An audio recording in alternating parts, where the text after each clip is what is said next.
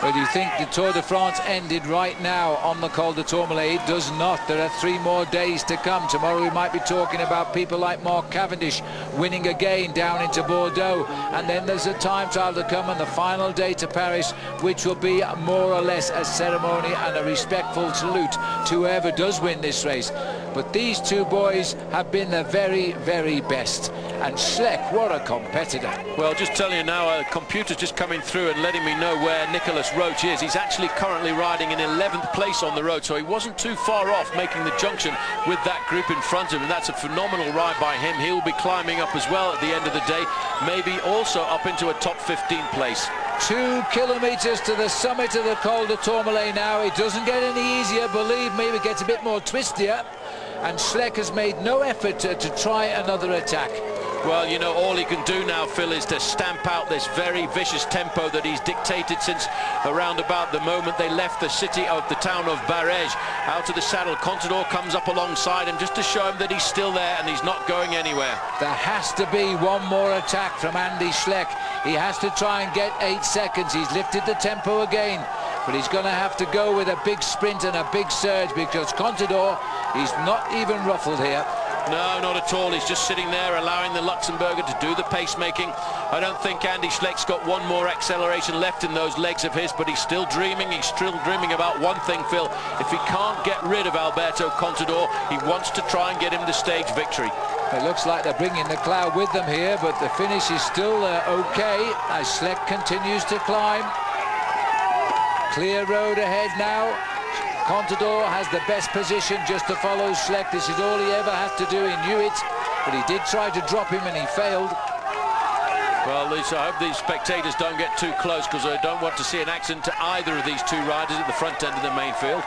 Schleck is still dishing out the work to Alberto Contador, who just sits there. I would have thought that if Contador was feeling pretty good, he'd come to the front and try and show Andy Schleck that he's got the legs this afternoon. Well, Contador wants the stage win. Yellow jerseys are supposed to win stages and he hasn't got one yet, and he will go for the win even though he hasn't helped Schleck all the way up here, that is for sure. And he's got now 1.4 kilometres to the summit. The road doesn't get any easier at all. It stays quite steep as we twist, and it gets narrow too. Well, these 2 are locked together as we expected they would be. They have been locked together since they left the town of Barège. The picture of the face of Andy Schleck here is what it's all about this afternoon. He's dishing out as much pain as he can, but you can't ride a man like Alberto Contador off your wheel. Well, one thing's for certain now, Andy Schleck's fan club will take a boost in membership after his ride up this mountain. This is Rodriguez. Further down the mountain, this is the next group, which contains Kreuziger, Hegedor. Horner is here, Vandenbroek is here, Sanchez. Well, Kreuziger actually just going off the back a fraction there as Joachim Rodriguez puts the hammer down. But if Kreuziger goes off the back, Nicholas Roach will be the next to see him on the way up. We're still with the leaders. If anything, the crowd has got, the fodder's got a little bit worse here, but it's quite clear outside our commentary box. Well, Andy Schleck still riding at the front, and now they're waiting for the final ultimo kilometro. 1 kilometre to the summit and the last climb in this year's Tour de France. The 2 men separated this morning by 8 seconds are not separated by any more than 8 seconds as they go into the last 900 metres. Well, Andy Schleck now has got to try and get his head around the fact that he's got to try and outsprint Alberto Contador to at least get something back from the work that he's done in this breakaway this afternoon. Kiwi flag over to the right-hand side there, the Breton flag, the Norwegian flag, the Spanish flag, they're all out for these guys. This is an atmosphere never before seen on the Col du Tourmalet, despite being in the Tour for 100 years. And can Contador even attack with the crowd like this? The only good news is the barriers will start soon and they'll be free to go one more time head-to-head as they race for the top. We literally finish on the very, very, very top of this mountain. Well, Andy Schleck getting out of the saddle one more time, and there we've got the crowd off to the side. It's going to be a big preparation now for the final sprint to the top of the Col du Tourmalet. It is so steep at this point on the Tourmalet. extremely steep in the corners of the Tourmalet now as the riders start to hug the left-hand side of the road, and still Alberto Contador has not come forward. He's going to bank everything, Phil, on the final acceleration up to the line, and I wonder if Andy Schleck has got anything at all left in those legs of his to try and get himself the victory. Well, what is he, an absolute superman the way he's ridden today. 500 metres to go, that's all, and Contador is waiting. We'll come round the back. Maybe there are no barriers here, I don't know, because it's up the other side of the mountain from the way we came today because of the people. And just look at the people here. Now, what an image this is. The maillot jaune, the maillot blanc, and they're taking the race head-to-head, another hairpin right round. And that's a really steep corner. Contador, is he going to try and sprint for the line? Will he dare take the glory away from Schleck, who's been an absolute hero today? My answer is he will. He will go for it if he can. He does not want to become the 7th rider in the history of the Tour de France to win the Tour without winning a single stage. Looking over 300 metres to go, and still Contador sitting in 2nd position. I just thought for a moment he was going to ride shoulder to shoulder with Schleck and may the best man win, but no. Contador has dropped back here. It is so steep, and we're getting into the last 200 metres. Sooner or later, somebody's going to make a move. Well, this is this climb, Phil, goes right the way up to the summit. They can't see the banner, it's covered in mist, but still we're looking at about 150 metres to go for Andy Schleck, and Contador's waiting to make that move.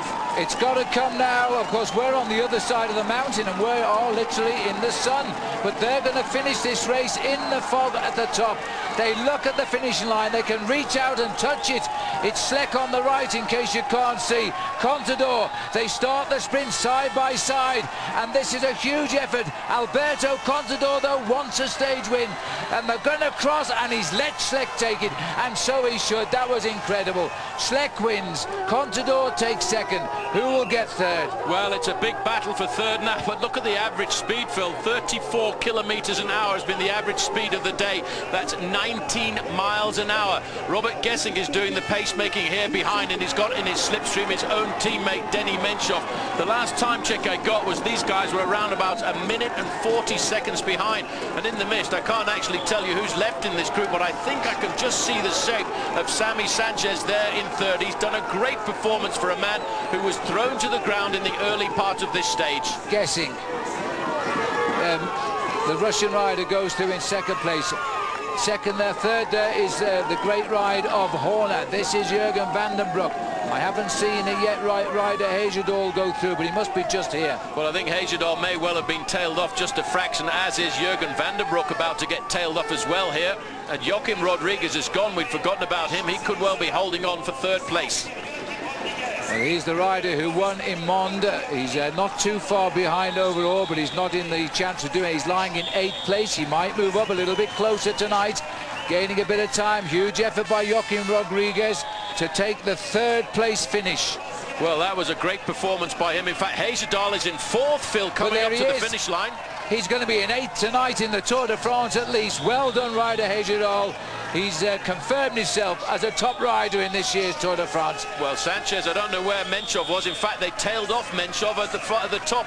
Menchov comes across the line now with his teammate Robert Gessing. So a few more seconds, Phil, grabbed there by Sammy Sanchez. Here's Jürgen van den Broek. Well, they're coming over the final efforts. They've dug so deep into their souls to get up to the top, because the battle for seconds exists through all of the places in the top 10 in this Tour de France. That's Roman Kreuziger coming up now as he continues to climb. It's 2 minutes since Schleck got the better of Contador on the line, if that was the way it was. Either way, they didn't lose or gain a single second today.